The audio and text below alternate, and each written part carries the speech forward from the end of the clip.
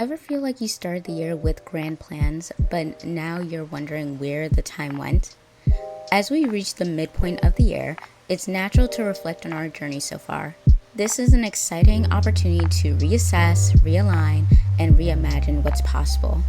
That is why the theme of this month is just revolving around what you need for your mid-year reset and all things summer in general, because if you're anything like me, I fear 1 week is simply not enough time for me to accurately assess what happened so far to see what I need going forward. Before I get this episode started, I should probably introduce myself. Hi, my name is Elijah, but you can call me Lay. Welcome back to A Little Atypical, where we dive into all things wellness, personal development, and lifestyle topics. This episode, we will be giving a step-by-step guide for a mid-year reset. What I'm hoping to do is have this as a more general guide, and then in future episodes for the month go more in depth. So, step 1, have a day or two for relaxing. If you are someone who struggles to really pause, I recommend taking a day or two to really slow down to calm your mind so you can think with more clarity. I actually started to do my planning at the end of May, and I'm going to be so real. May was a really intense month because it was just so much to do, so much to wrap up, and something I had to decide is to give myself more time so I don't rush the process of going through this review and really taking the time to think about what I truly experienced this year. At the end of the month, I was so overwhelmed. I caught myself saying repeatedly, I can't even think. I couldn't even really process my own thoughts. And I'm telling you, if you feel that way, that is your body begging you to pause before you take more action. Step 2, once you are in a more clear headspace, evaluate your current goals and system. First off, how many goals did you set this year? And which ones did you prioritize? How often did you switch goals? Also, when switching goals, was this something completely different or was it a layer to a main goal? I know that was a lot of questions at once, but I also know many mid-year resets encourage the same questions like, what did you accomplish so far this year? What has been your biggest lessons? What are the top 3 things you want to change? What are the top 3 things you want to keep the same? And don't get me wrong, those questions are important in their own sense because they can help you measure where you are at. I actually encourage people to do it on a monthly basis, those type of questions. However, what I want you to do for this mid-year reset is to dissect your goals. I want you to know if your goal has been outcome-based or identity-based. Do you get more accomplished through structured challenges, or if you're better suited for more flexibility? Has there been a pattern in what you selected in terms of areas of life? Does it relate to a part of your life that you are building on, or is it a more established aspect of your life that you may have felt stagnant in? Knowing these things can help you appropriately scale your goals to create the perfect system for yourself. Sometimes we see frameworks, and because they work for so many people, we want it to work for us too. So we try, and sometimes we are able to readjust the systems to fit to us, but in order to do so, we need to have such a high level of self-awareness. So here are some questions that can help you evaluate your system effectively. How consistently were you able to follow your system? What parts of your system felt natural versus forced? Were there specific times or situations where your system broke down? Did your system provide enough flexibility for unexpected events? How much energy did maintaining your system require? Did your system help you make progress towards your goals? What aspects of your system caused stress or resistance? Were there tools or habits in your system that you rarely used? Did your system fit well with your daily routine and lifestyle? What modifications would make your system more sustainable?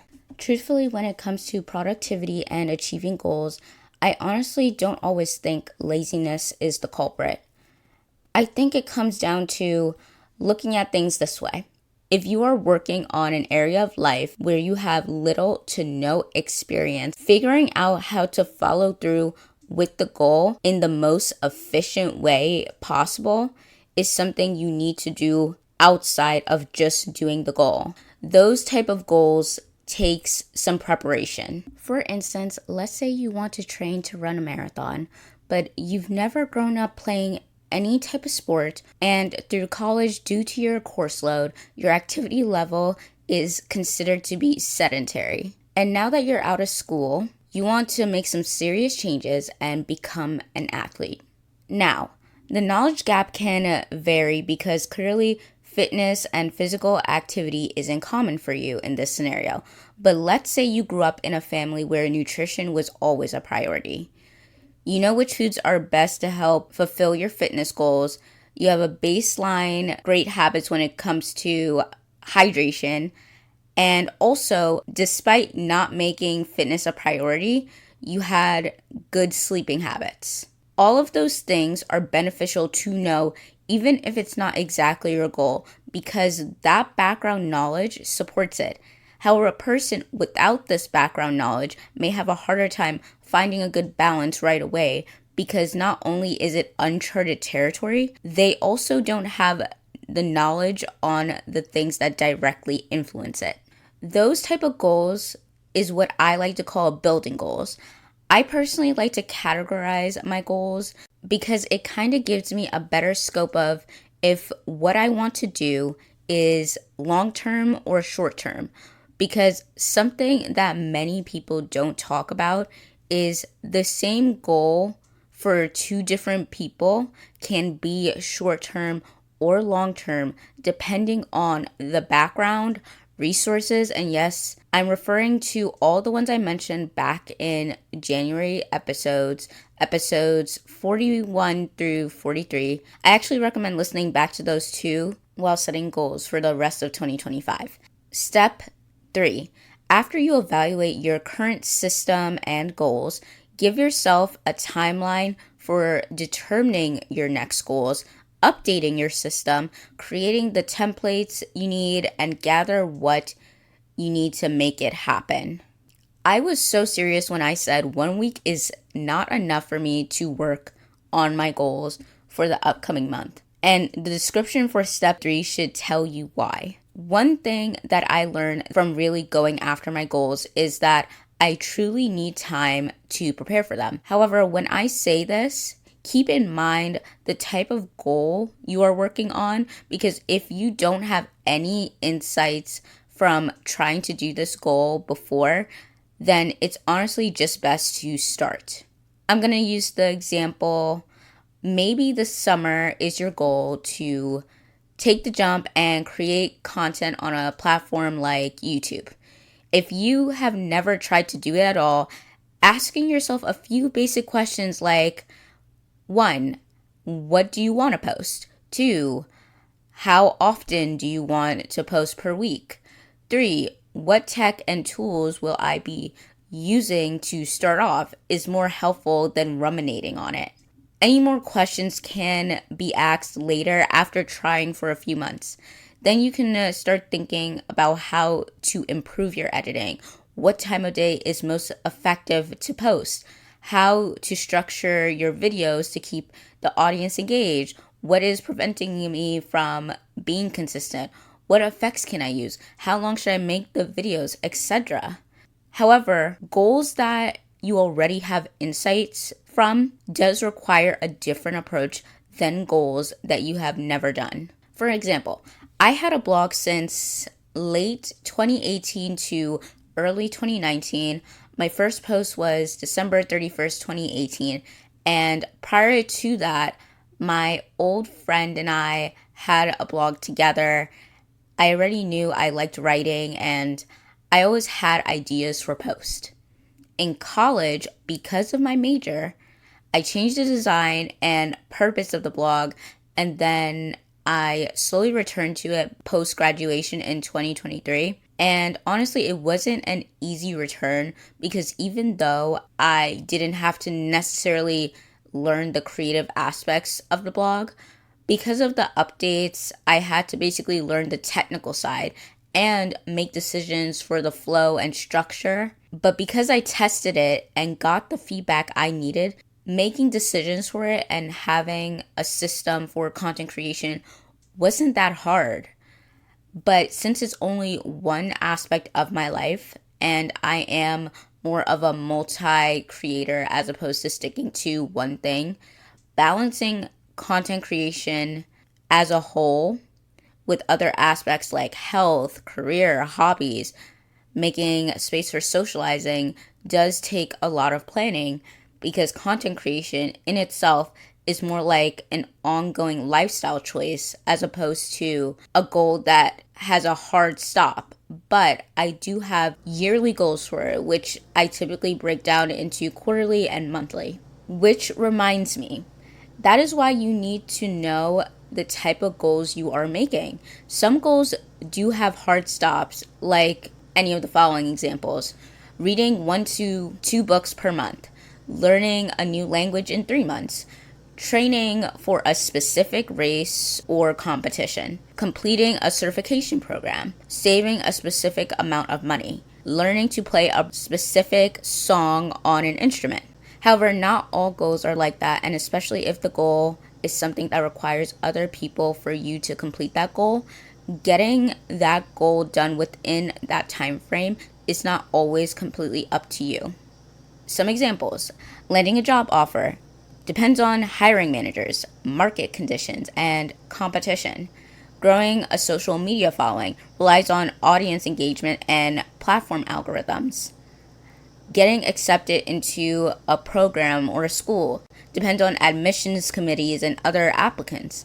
Securing investors for funding a business relies on the investor's interest and market conditions. Collaborating on a creative project depends on partner availability and shared vision. And these are just some examples, And this list is not to discourage you, of course, but it's just a reminder that some goals are completely up to your actions and your management, but others are not. And arguably, yes, there are things you can do to get around those things, and you absolutely could and should be putting your best effort. But even then, things may not unfold exactly how you want it. So give yourself a realistic timeline for setting yourself up. And when I say realistic, I mean consider things like, what is your current lifestyle like? What type of goals are you creating? And does it even fall in line with what summer, this specific summer, means for you? I'll elaborate on this one in the next step, since this one is supposed to be just about adjusting your timeline and is the goal too large to fulfill in that time frame when considering your job, time spent with friends and loved ones, if you have chronic illness, and you don't know when you get those moments where you can't give your goal the same level of energy. And if it is too large, break it down to something reasonable to move you forward instead of trying to be this superhuman that is trying to be perfect.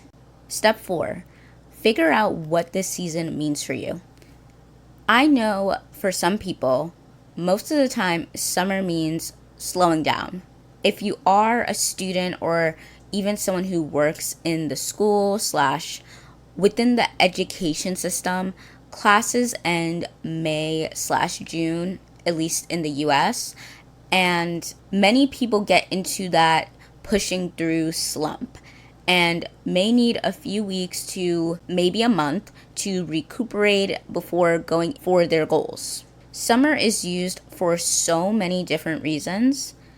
Getting ahead on the future by doing courses, volunteer work, or internships, earning money, especially if they can't work during the year, typically students of a certain age, but also some parents don't allow their kids to work during the school year because they don't want them to be distracted from their studies.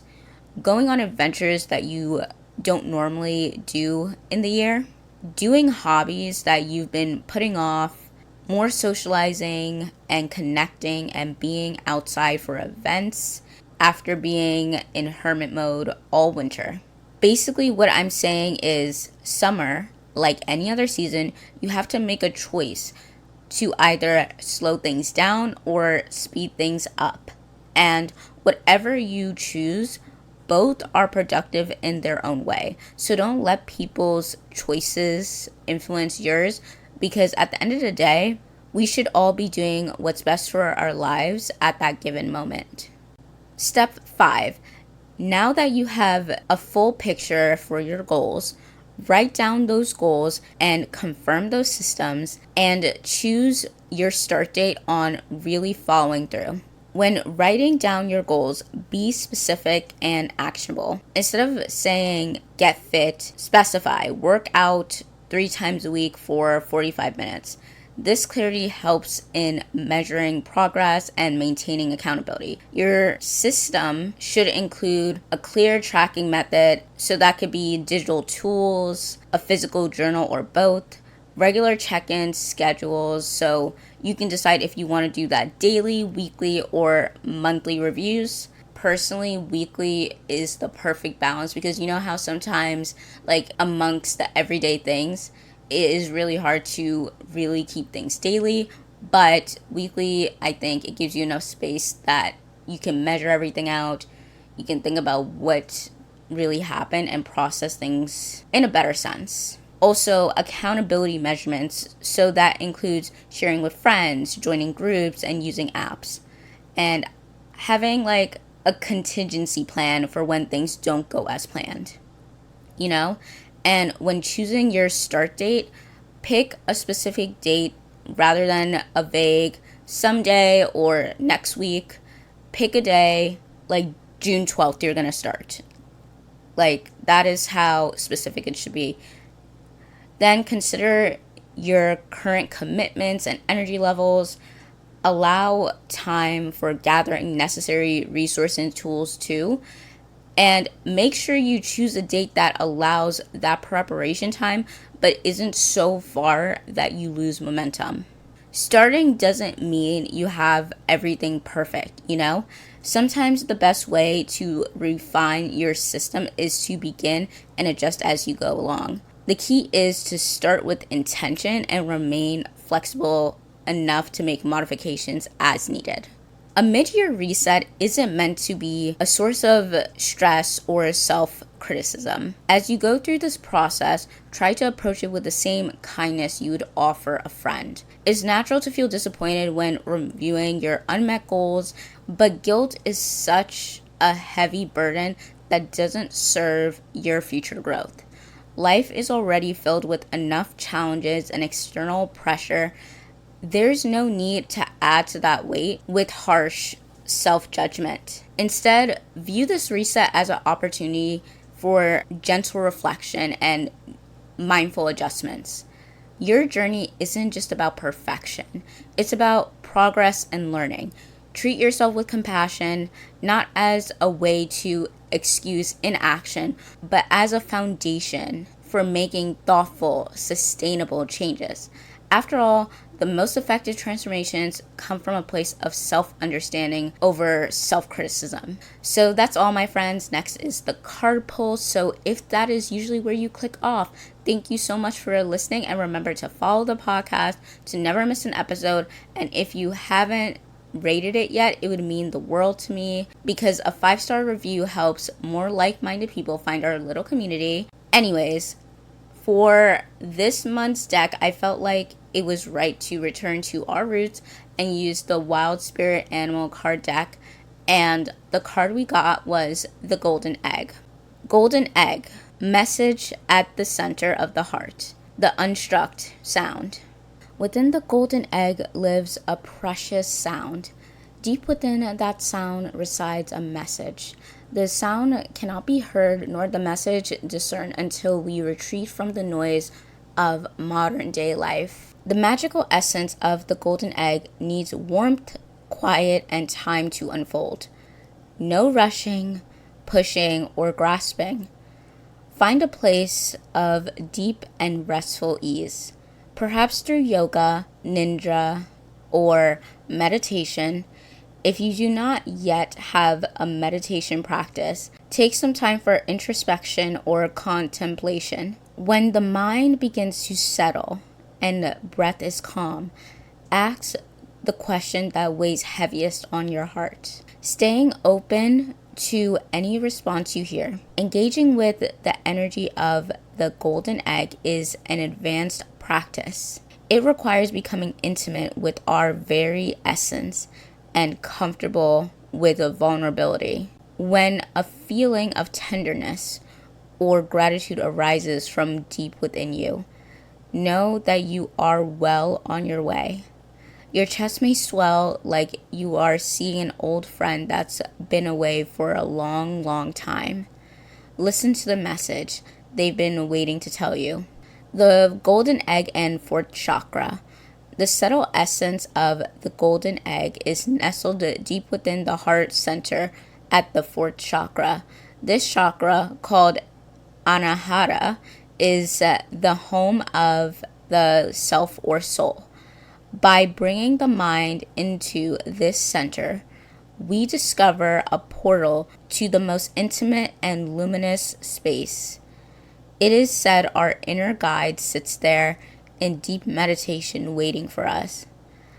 Anahata translates as the unstruck sound. The golden egg card perfectly aligns with our discussion about mid-year goals and reflection, as it emphasizes the importance of taking time to retreat from life's chaos to hear our inner wisdom. Just as we discuss the need to be realistic with our timelines and understand what this season means for us personally, this card reminds us that true insight and direction cannot be rushed or forced. The message about finding deep and restful ease reinforces our theme that effective goal setting and life adjustments require us to first connect with our authentic selves and listen to our inner guidance. So, as for what I'm grateful for is I'm starting a new role in my ideal industry this month. I've been really excited for this since April, and while I hope it leads to something that makes me excited to wake up every day and fuel my curiosity, I'm hoping it allows me to gain perspective on structure and routine, because I was in a slow season for so long. I think at times you forget how to operate with more of a sense of timing, you know? Content creation for the longest time is what gave me structure, and once I started coursework again, it helped. So I'm excited for a new chapter, and I hope you are getting for your own new beginning, plot twist, or anything to support your version of a quality life. That's it, my friends. You're a real one for making it to the end. Thank you for tuning in to today's episode of A Little Atypical. If you found this helpful, don't forget to subscribe and share with someone who might need to hear this message. Remember, view the description box where you can find important links such as the one to my website where there's more bonus content and everything. So until next time, have a good day, evening, or night, and stay authentically atypical. Okay, bye.